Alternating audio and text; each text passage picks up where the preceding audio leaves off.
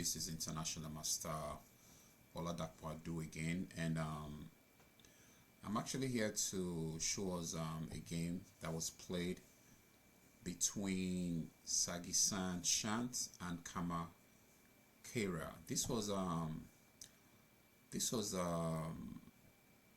Khan. Yeah, this was a Sicilian Khan, and I think I went over a game recently, which was played between Kunke Goodness and Abdurrahman. And how I mentioned, at some point in the game when D6 is played, it's not such a good idea nowadays. It used to be one of the main lines, but now, Black really wants to delay playing D6 as long as possible. And the idea is to make sure the bishop on E7 the bishop on F8 that gets to either E7 or D6 has a lot of possibilities. So this is one of the games that I want to show us that shows the danger of playing an early D6 in the Khan, on the black side of the Khan. Like I said, white can gain a big advantage very, very quickly without black having any kind of counterattack. So yeah, let's get right into it. So this game was played in 2021. I wasn't sure if it was in a tournament game, but I think this was a correspondence game. So the game goes like this: E4. Let's see. Yes, E4 was played by Sagi-san, and I think Sagi-san is a grandmaster. I'm not sure about Kema. I don't know if he's a grandmaster or not. But his rating is 2339, while Sagi-san is a 2598. So E4, C5, Knight F3, E6. E6 is the move that really tells us we're actually going to get into a Khan. If black plays A6 after the exchange on D4, or the time off if black plays Knight C6 after the exchange on D4. So the game went on D4, C takes D4, and after C takes D4, the normal Knight takes D4 is played. Of course, in this position, we don't want to use our queen to capture on D4. Why? Because there's a Knight C6, gaining time on the queen moves back, and then black just has the initiative. I'm going to say that. Because anytime you force your opponent to respond to you, you pretty much gain the initiative. So in this position, Knight takes D4 was played. Knight takes D4, A6. Now we're in the Khan territory, right? A6 is played. And one of the ideas of the A6 is to keep white away from the B5 square. And if you notice black's pawn structure, he has the A6, he has the E6. So E6 keeps the white pieces away from the D5 and the F5, while the A6 keeps white pieces away from the B5. So after the move A6, C4 is played. This is the Maroczy bind. Anytime white makes C4 in positions like this, now we are in the Maroczy bind. So after the move C4, Knight F6 is played, putting pressure on the pawn on E4. Now note that E5 doesn't work because of Queen A5 check. And this is what we call the case of double material and double attack win material. Queen A5 check picks the pawn. So after the move Knight F6, white simply plays Knight C3, defends the pawn, not E4. Now, not E5. Now, E5 could be threatened here because now we don't have a Queen A5 check any longer because there's a Knight on C3. So what do we do here? Queen to C7. What's the point of Queen to C7? Stopping the advance of the E pawn, putting some pressure on the C file, and also in a position to support the bishop that's going to get to B7 at some point in time. And also we have to remember this, when you're playing the Sicilian, you really are looking to create a counter attack as quick as possible, because if you don't, white is going to run up his pieces on you and it's going to be hard to defend. So let's keep going. After the move Queen C7 and A3. A3 is a very important move in the on the Maroczy side. Why? It stops the bishop from going to B4. What's the point of bishop B4? Puts pressure on C3, which also puts pressure indirectly on e4, because with the bishop b4, knight takes e4 is just a simple threat. So the move a3 was played in this position. b6. What's the point of b6? Black simply wants to fianchetto his bishop, put more pressure on the central square. So after the move b6, now bishop e3 is a very good move. It's actually the most played move in this position. And why is that? The move does two things. Number one, you protecting d4, extra protection on d4 because you already have your queen defending d4. But most importantly, you're clearing the c1 square for the rook. What's the point of rook c1? When the rook gets to c1, you have an indirect attack on the queen on c7. So rook c1 is going to make the queen on c7 a little bit uncomfortable. So after the move bishop e3, bishop b7 was played. F3. What's the point of f3? I mean, that's obvious. We're trying to protect our pawn on e4. But why not just bishop to d3? Now, the reason why we don't want to move the bishop to d3 right away is we don't know if our bishop is going to be better on d3 or e2 yet. So it's always better to keep your choices. And another reason why moving the pawn to f3 is a good idea is whenever there is a pressure on your pawn, the first choice is to defend with a pawn. Why? Because it's the smallest unit of the chess game. With a pawn first, there may be a minor piece. So don't be in a hurry to just defend the pawn with a piece, because you might tie the piece down from fulfilling some active duties. So after the move f3, bishop e7 was played.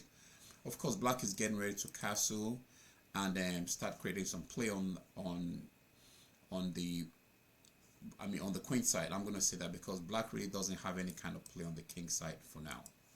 So after the move rook c1, like I said, it's a very important move, making the life of the queen on c7 very uncomfortable. So queen on c7 always have to watch out for a knight d5 in case the knight comes to c6, which can be very annoying.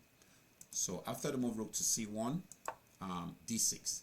Now here's the point I mentioned the last game, which was between Ekunke Goodness and Abdurrahman. d6 is not a bad move, but in the latest theory, it's a questionable move. Why? Because it really takes a lot away from black's attacking chances, and I'm going to show that. And it doesn't give black as much, as a delaying the move. Delaying the move gives you a number of opportunities. So after the move d6, white plays queen d2. White plays queen d2. Now, white has his minor pieces 1, 2, 3 developed. Yet to get the bishop on f1 to the game. There's no really rush about getting this bishop in the game, the bishop on f1. And why is that? Because there's really no great square for the bishop right now. I mean, the bishop can come to e2, the bishop can come to d3, but if I have a choice, I'm going to move the bishop to e2 because I don't want anything stopping my queen from keeping an eye on the d4 knight. So after the move queen to d2, knight b d7 was played. Now knight b d7 was played. Now the last game I mentioned, in this situation, black is playing a hedgehog kind of position. What is the meaning of an hedgehog? An hedgehog is when you have all your pieces on the first 3 ranks from your own point of view. So from black's point of view, this is black's first rank, second rank, and third rank. If you notice, all black's pieces are just on those 3 ranks, and the idea is just to keep solid, protect all the other pieces, and just wait to see what white does. Now this is very dangerous nowadays because as we're going to see in this game, you can't just put your pieces on good squares and wait to see what happens. Especially if you're playing a strong player, they can make you pay for that. So black's position looks pretty solid, really. I mean, think about it. Bishop is on b7, keeping an eye on the central squares. The knight on d7 and f6 are defending each other. I mean, they have knight has a keep an eye on c5, on e5. So I mean, the rook's probably going to come to c8. Black is going to castle. Looks pretty solid for black. Solid. Any attacking chances? Not sure really. But let's keep going. After the move, knight b d7, bishop e2 was played. After bishop to e2, now white castles. black castles. So let's break down this position and ask ourselves what exactly is going on. White is here to castle. Okay. He has developed all his minor pieces: knight c3, knight d4, bishop e3, bishop e2. He's developed his queen. His rook is developed on c1. So once a castle is pretty much finished its development. But if you look at black's position, black has really finished his development. The minor pieces are looking good, looking okay. Bishop b7 is pretty good. Knight f6 is good. Knight d7. Bishop e7 is okay. Although the e7 is playing more of a defensive role than an attacking role, defending the d6 and the f6. Now, once the rooks gets in the game, rooks are probably going to be on d8 and c8, because I don't see any opportunity for the rook on the e file. So the f rook is going to go to d8, the a rook is going to go to c8. Like I said, black has a solid position. So after the move castles, now notice that even though this position looks pretty solid for black, black wouldn't really have a lot of places to move his pieces when there is an attack. And in the Sicilian defense, the knight on f6 is always a very important move, important piece for the black side. Why? Because it defends the h7 square. So in this position, white just plays g4. White plays g4. What's the point of g4? It's obvious. The plan is to play g5.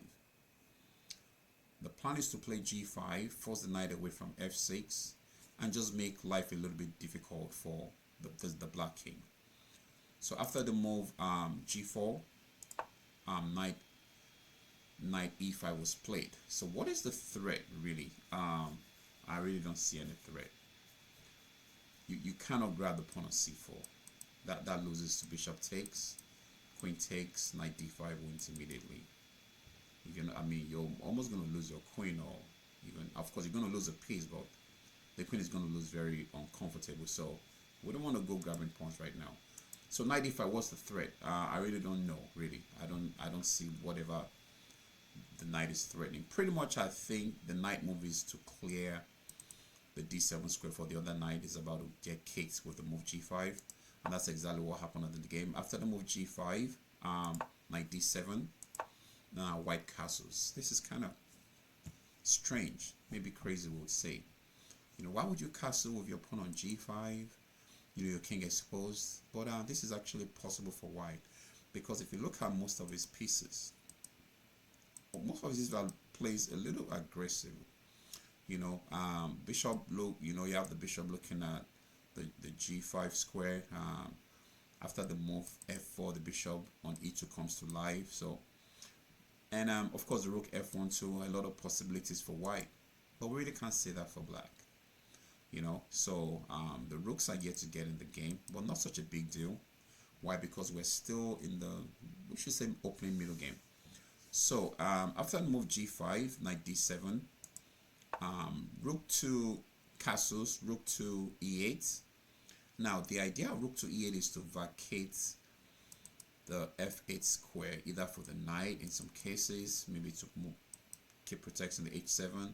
It could be for the bishop. We're not sure yet. It depends on how white decides to come up with his attack. So f4 was played.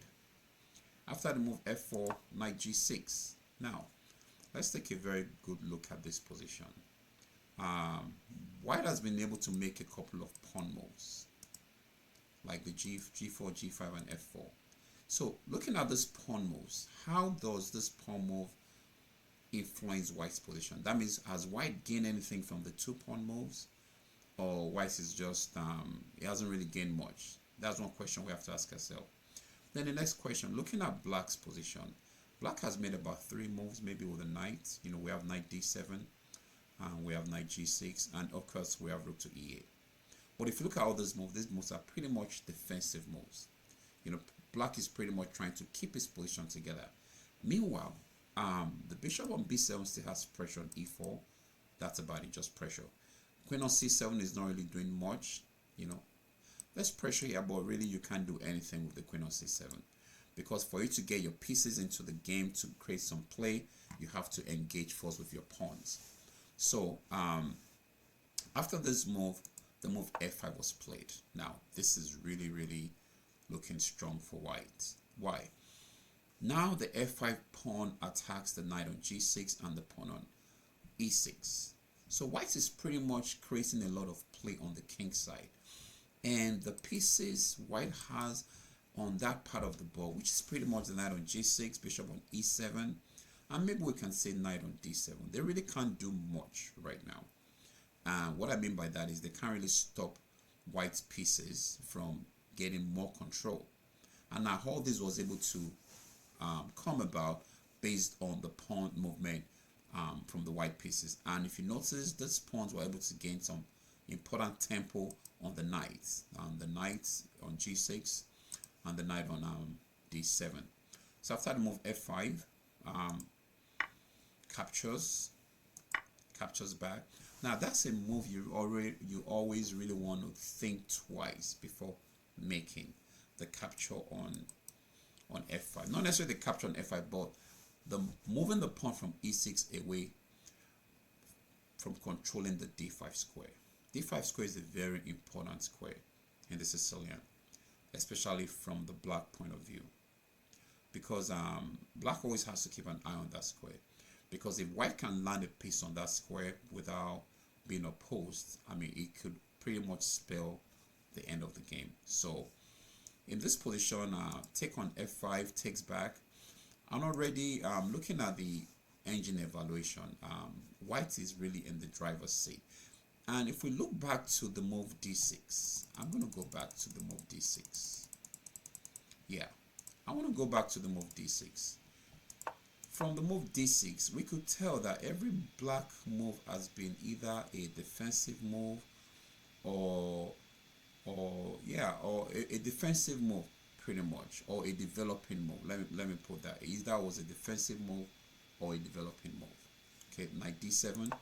Sorry, queen d2, knight d7. It's both a defensive move and a developing move. All right, bishop e2, castles. That's a developing move. You keep your king safe. You're keeping your king safe, and then bringing the rook in the game. That's a developing move. And g4. Now white initiates his attack. After the move g4, knight e5. Now knight e5 is still a defensive move. Why? Clearing the d7 square for the pawn coming to g5. Because if you think about it, like I said earlier, the knight on e5 is not attacking anything. You cannot grab the pawn here because of the bishop, of the knight. You can't grab on c4. You're going to lose material heavily because of the pin on the c file. So the knight on e5 is not really doing anything attacking. So pretty much clearing the road for the knight to go to d7 after the move g5. And that's what happened in the game. g5, the knight moved back, castles, white castles. Of course, by castling, you're bringing in the rook. Rook puts pressure here, and in some situations, you can suit your rook to the h file to put more pressure on the h pawn. So, rook e8, and also this move is also a very important move for black for several reasons. Probably, number one, clearing the f8 square for the knight, sometime maybe for the bishop, and maybe sometime for the king if the king has to run away. Why? Because of the pressure and the attack coming from the white side. So let's keep going. f4 happened, knight g6, f5 captures back, knight goes to e5.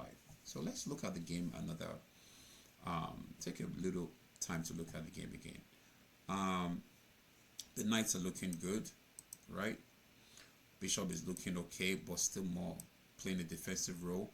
The rook is on a nice file. We have some of the white pieces on the file.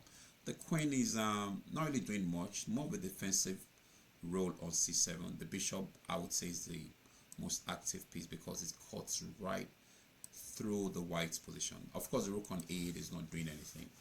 So at this point in time, from the black point of view, you have to start asking yourself questions. So what are my pieces doing? Are my pieces on the best squares? Because if they are not, I want to put them where they can give me the most. So at this point, white played knight d5. Very interesting move. Like I said earlier, when the e6 pawn left, black always have to watch out for that knight jump, because this knight jump can be very bad, nasty for black. For example, if the pawn takes, if the bishop takes on d5, c takes d5, there's an attack on the queen moves, and there's knight c6. It just looks really bad. And white is just on the attack, and black is just on the defensive. and it's kind of hard for black to really get anything out of this position. So after the move knight d5, queen goes back to d8. Threatening what? Nothing. This is defended twice, so we don't want to worry about that.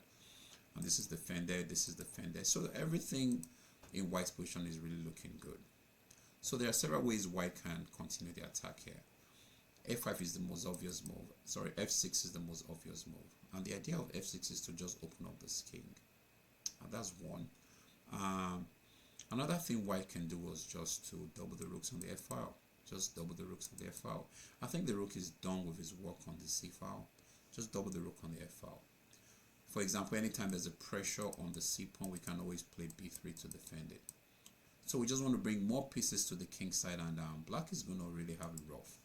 So f6 was played in the game. I'm not sure if it's the best move, but what are the other possibilities? But it's the most logical move. Why is it the most logical move? You are trying to open up black's position.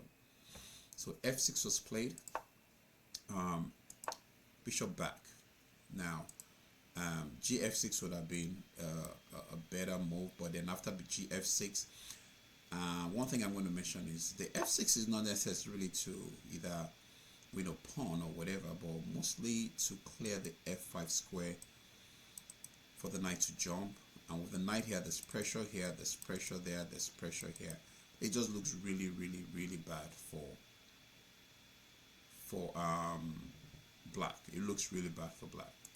So instead, the move played was bishop f8, which is a very bad move, based on the engine. And after bishop f8, f takes g7, bishop takes g7, and now knight f5. So either way, white was still able to get his knight to f5. Now, if we look at the position, I don't think black has really made any offensive move throughout this game. So black's pretty much been on the defensive. Now, this is one of the dangers that you can get to playing this line, the d6 line. Like I said earlier, I mean, it's been played before so many times, but we also have to realize that theory is always changing.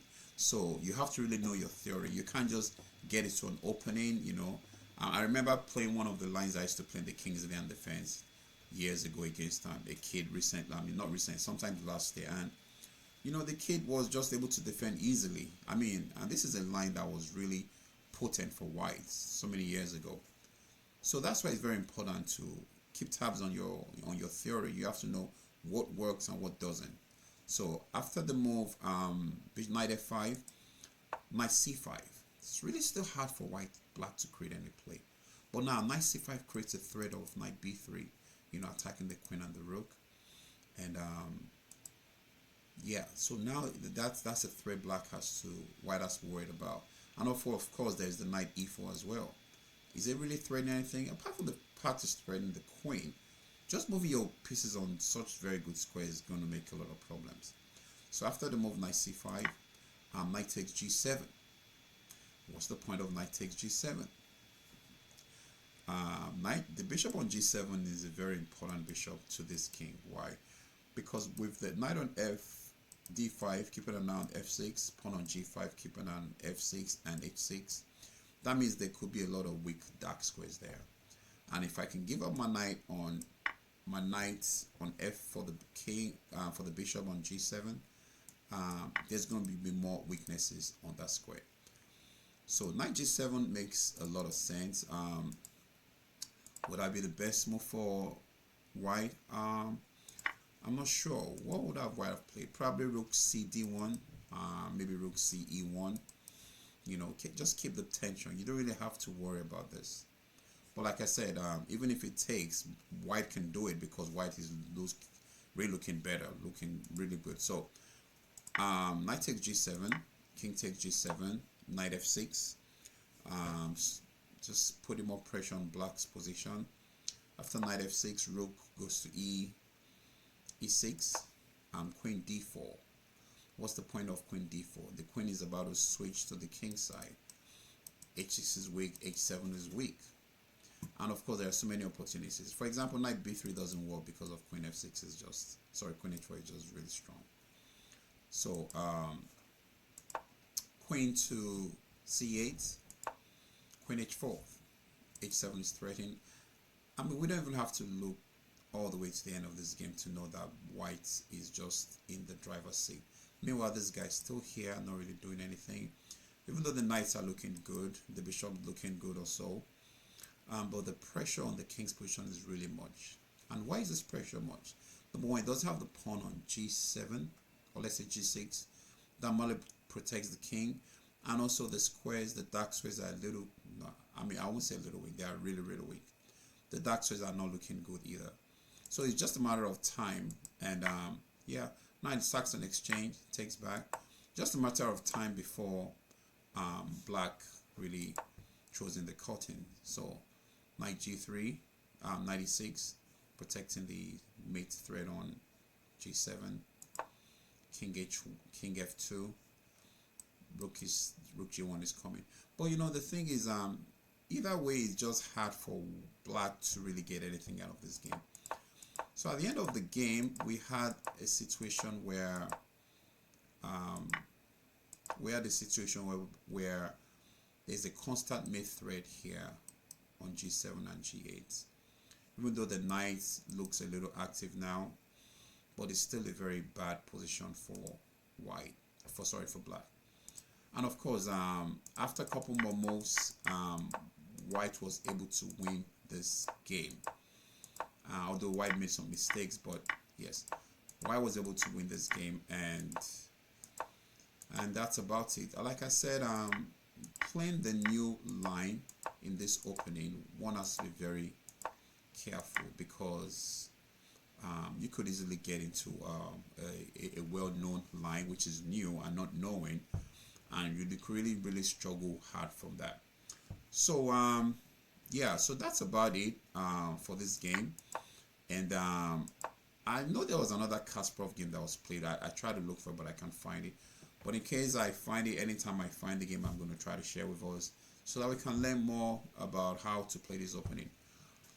Okay, thanks for listening, everyone, and see you soon. This is International Master Oladapo Adu, and watch the video. Let's give me your feedback. All right, see you soon. Bye.